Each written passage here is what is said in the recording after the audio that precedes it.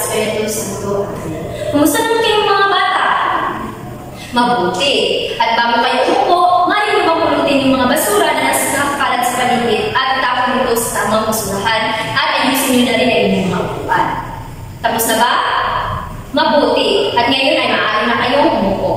Bago ang lahat, maaari ko bang malaman kung sino ang lumiban sa klase ko ngayon?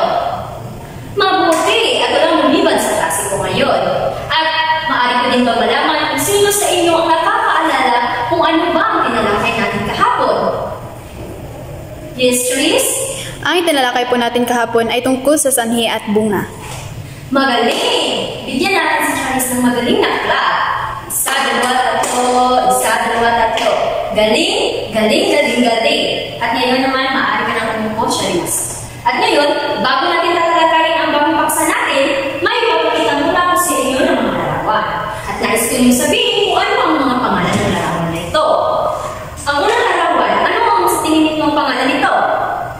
Tama! Ang pangalan ng bagay na ito ay bag. Ito naman. Tama! Ang nasa larawan ay isang pusa. Galing! Ito naman. Tama! Magaling! Ito ay Paris. Makikita sa Paris ang isang malaking tower. At ito naman. Tama! Ito ay isang pamilya o mga babae at ang isang lalaki. At papuli naman. Ano naman ito? Tama! Ito ay sa parke. Ano ba ginagawa ng mga bata sa parke? Tama! Sila ay naglalaro. At ngayon ay tatalakayin na natin ang ating bagong paksa.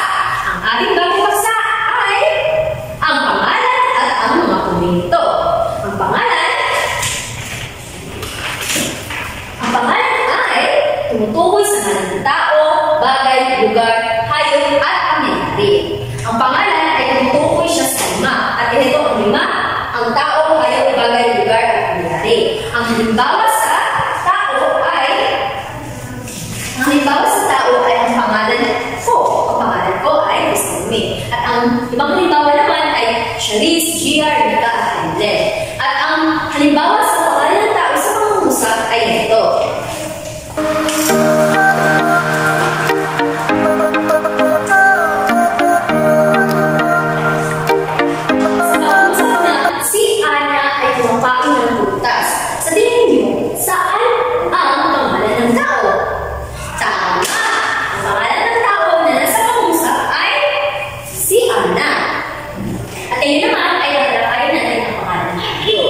Halimbawa ng pangalan ng hayop ay ito.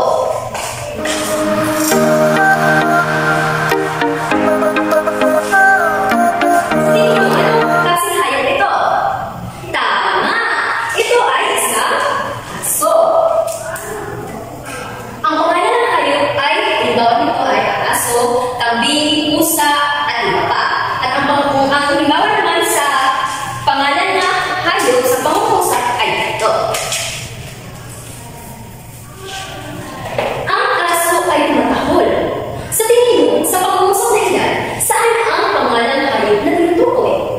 Tama! Ang pangalan ng hayop na tinutukoy ay aso. Madali. At ito naman sa pangalan ng bagay. Ang halimbawa naman sa pangalan ng bagay ay ito. Ano ba ito? Tama! Ito ay ang isa. At ang iba namang halimbawa sa pangalan ng bagay ay upuan, papel, lapis, at iba pa. Halimbawa sa pangungusap ng pangalan bagay ay ito.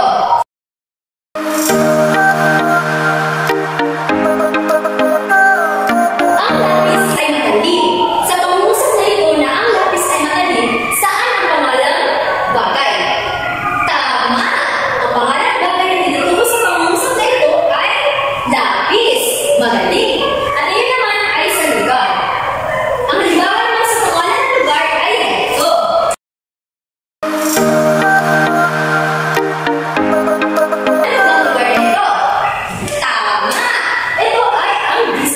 California. At ang halimbawa ng pangalan ng lugar ay marami pa. Carlos, Manila, Manila, at marami pa. At ang halimbawa sa pangungusap na ito ay ito. Pumunta ka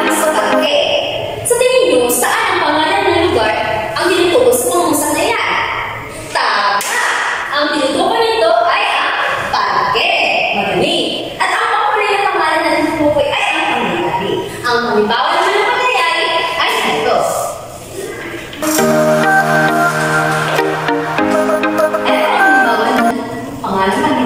Sa tingin niyo, sa larawan, ano bang laganap? Tama! Sila ay nagdiriwang ng kaarawan. At sa halimbawa naman sa pangungusap sa pangalang pangyayari ay ito. Nagdiriwang ng kaarawan si Hana. Sa tingin niyo, sa pangungusap na ilan, saan ang pangalang pangyayari? Tama! Magaling! Ang pangalan ng pangyayari at nagbukas sa pangungusap ay nagdiriwang. At ang ibang halimbawa na nito ay nagdiriwang ng Pasko, nagdiriwang ng Festa, at maraming pag-iba.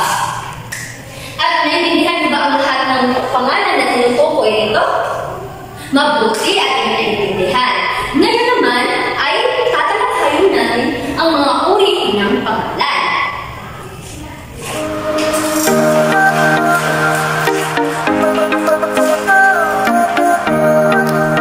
Ang mga uri ng pangalan ay tinutukoy ito sa apat. Ito ang pagtangi, pangalan na tahas at ditahas.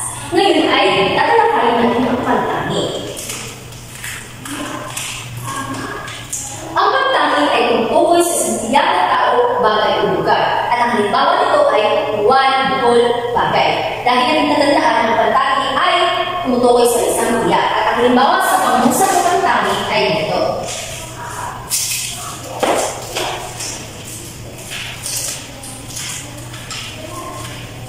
Si Maria ay maganda. Sa tingin niyo, sa pangungusap nito, saan ang pagtangi? Tama! Ang pagtangi na dito sa pangungusap nito ay si Maria.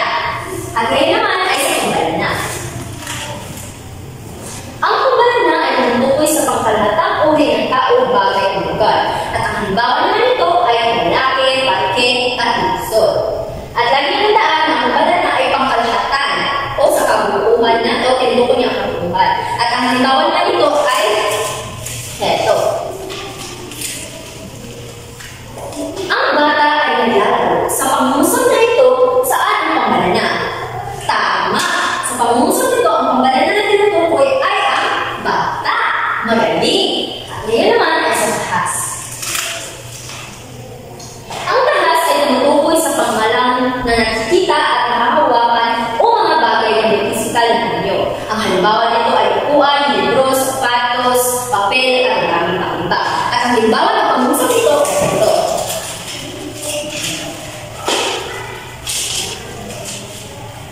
Nakita ko ang ibon na lumilipad.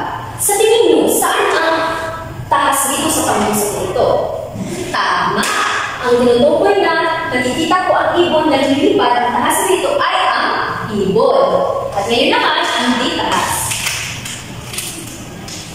Ang ditahas ay tumutukoy sa pangalang hindi nakikita at nahahawakan ng mga bagay na walang pang-pisikal ninyo. At ang halimbawa nito ay pag-ibig at ang kalilaan. At sa halimbawa naman sa pangungusap ay ito. Nakita ko ang ibon na lumilipad. Sa tingin niyo, saan ang ditahas dito? Tama!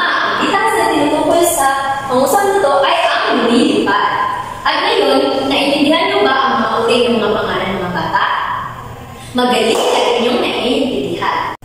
At ngayon, dahil naiintindihan niyo ang mga pangalan na tinutukoy at mga uri nito, may babasahin ako sa inyo maikling kwento. At ang pamagat ng maikling kwento na ito ay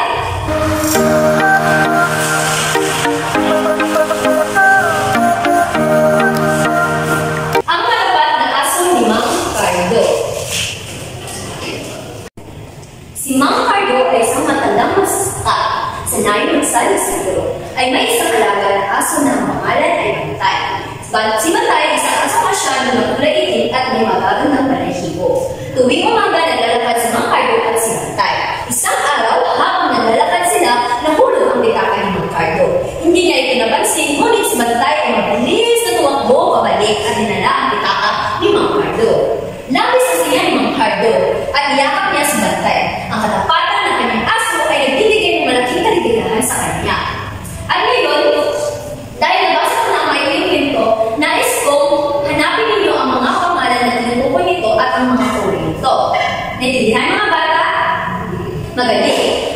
At ngayon, sabihin niyo sa akin kung anong pangalan pagtangi nabanggit dito sa kwento. Tama!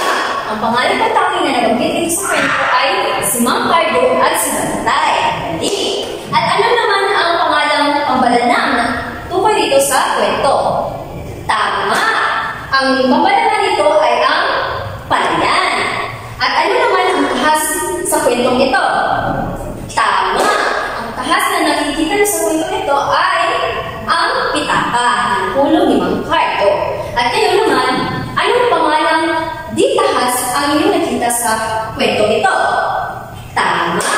Ito ay ang kaligayahan at ang katapatan ni Mang Cardo. Magaling! Tama ang inyong mga sagot at bigyan niyo sarili ng magaling na clap. Isa, dalawa, tatlo. Galing! Galing, galing, galing! At ngayon, sa pagbuuan ng pangalan ng mga uri, ang pangalan ay tumutukoy sa 5. Ito ang ngalan ng tao, bagay, lugar, hayop, at pangyayari. At ang pangalan ay may 4 na uri. Ito ang tahas, ditahas, katami, at pambalana. At lagi natin tatandaan na mahalaga ang pag-unawa sa mga uri ng pangalan upang makabuo tayo ng mga malinaw at mabisang pangungusap. Naiintindihan ba mga bata? Magaling! At dahil hindi naiintindihan, ngayon ay subukin ko ang inyong kaalaman sa ating paksa ngayon. May gagawin tayong pagsusulit. Sa pagsusulit na ito, tukuyin ninyo anong pangalan ng mga salita kung ito ba ang hayop, bagay, lugar, tao, at pangyayari. Una ay pusa, pangalawa, parke, pangatlo, pagdiriwang, pang-4, buwan, pang-5 ay konsep. At ilagay niyo ito sa kalahating papel at bibigyan niyo kayo ng 5 minuto para sagutan ninyo itong panuto na ito. Naintindihan ba mga bata? At tapos na ba kayo? At dahil tapos na kayo, maaari nyo ipasa ang inyong mga papel. At ngayon, maaari ko bang malaman kung meron pa ba kayong mga katanungan patungkol sa pangalan at mga uri nito? Mabuti at wala na kayong mga katanungan. At ngayon, ay may ibibigay ako sa inyong takdang aralin.